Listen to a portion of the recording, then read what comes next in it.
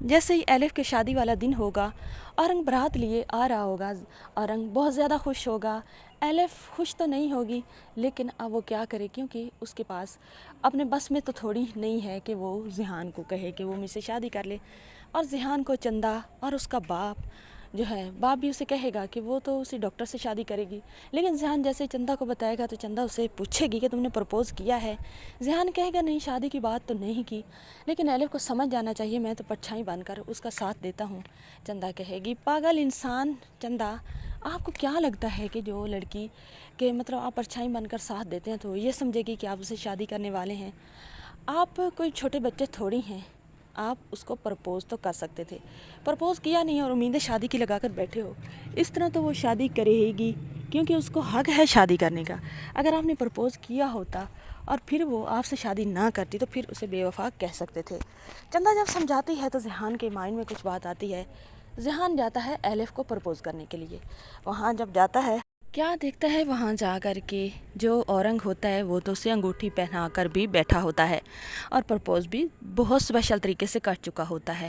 اب ذیحان جو ہوتا ہے اس کے پاؤں کے نیچے سے زمین نکل جاتی ہے، پھر ایک بار وہ واپس آ جاتا ہے، ایلف سے ملنا بھی چھوڑ دیتا ہے۔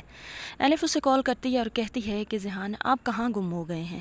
ذیحان کہتا ہے کہ میں تمہارے ساتھ اس وقت تک تھا جب تک تم اکیلی تھی، اب تمہیں سہارا مل گیا ہے، تم اپنی ماں کی وصیت کو پورا کرو اور خوش رہو۔ ایلف کہتی ہے اچھا تو اس کا مطلب یہی ہے جو میں سمجھ رہی تھی۔ ایلف یہ بات کر کے کال بند کر دیتی ہے۔ ایلف بعد میں سوچتی ہے کہ میں نے ٹھیک کیا اورنگ کو ہاں کر کے، کیونکہ یہ تو واقعی ہی میری ماں کی وجہ سے میرا ساتھ نبھا رہا تھا جب تک میرا کوئی سہارا نہیں بنتا تھا، اور میں ایسے پاگل اس کی محبت میں گھلی جا رہی تھی۔ لیکن اب کون بتایا ایلف کو کہ ذیحان اسے بہت محبت کرتا ہے۔ ایلف کی شادی کی ڈیٹ فکس ہو جاتی ہے اور ذیحان جو ہوتا ہے وہ ہاسپٹل جاتا ہے چندہ کو لے کر، اس کی طبیعت خراب ہوتی ہے تو وہاں پر ذیحان کو بتاتی ہے ایک ڈاکٹر کہ ایلف کی شادی کی ڈیٹ فکس ہو گئی ہے۔ ذیحان پوچھتا ہے ایلف نہیں آئی تو وہ کہتے ہیں کہ اس کی تو شادی ہے۔ اب ذیحان تو اتنے بوجھل قدموں کے ساتھ واپس آ رہا ہوتا ہے، چندہ اسے جب حال پوچھتی ہے تو وہ بتاتا ہے۔ چندہ پھر کہتی ہے کہ تم نے اظہار محبت کیا تھا؟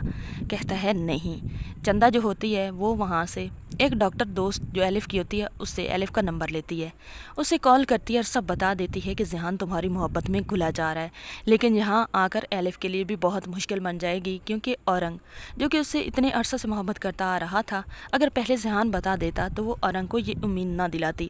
اب آپ کی کیا رائے ہے؟ آپ کو کیا لگتا ہے کہ ڈاکٹر ایلف ذیحان سے شادی کرے گی یا اورنگ سے؟